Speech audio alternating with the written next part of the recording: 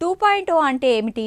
మన ప్రభుత్వం కొత్తగా పాన్ 2.0 కార్డ్ జారీ చేయనుంది. ఇవి ప్రత్యేకంగా క్యూఆర్ కోడ్తో ఉండటంతో వీటిపై అందరిలో ఆసక్తి నెలకొంది. అయితే పాన్ 2.0 కార్డ్ పొందడం ఎలా? పాతది ఉన్న కొత్తది ఇస్తారా? కొత్త పాన్ కార్డ్ మీద ఉండే క్యూఆర్ కోడ్ లక్షణాలు ఆధార్ కార్డ్ మీద ఉండే క్యూఆర్ కోడ్ లక్షణాలను పోలి ఉంటాయి.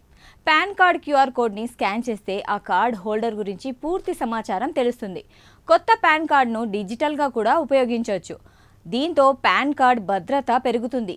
మీ ఫోన్ నుంచి దాని కోడ్ను స్కాన్ చేయడం ద్వారా లావాదేవీలు పూర్తి చేయవచ్చు. వాస్తవానికి మీ దగ్గర పాత పాన్ కార్డ్ ఉంటే పాన్ 2.0 కింద కొత్త పాన్ కార్డ్ తీసుకోవాల్సిన అవసరం లేదు. మీ దగ్గర ఇప్పటికే ఒక పాన్ కార్డ్ ఉన్నప్పటికీ మీరు కొత్త కార్డ్ తీసుకోవాలనుకుంటే తీసుకోవచ్చు. పాత పాన్ కార్డ్ మీద ఉండే నంబర్తోనే కొత్త పాన్ కార్డ్ జారీ అవుతుంది. అంటే పాత వాళ్ళు కొత్త పాన్ కార్డ్ తీసుకుంటే కొత్త నెంబర్ రాదు.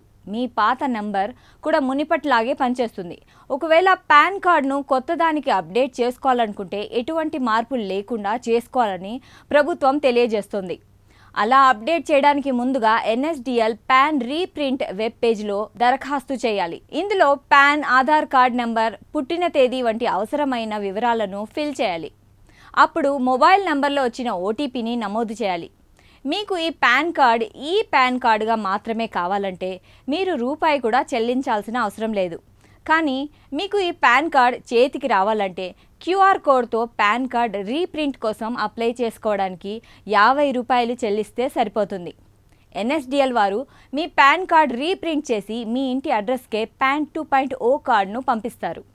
ఇంకెందుకు ఆలస్యం? ఇప్పుడే పాన్ 2.0 కోసం అప్లై చేసుకోండి.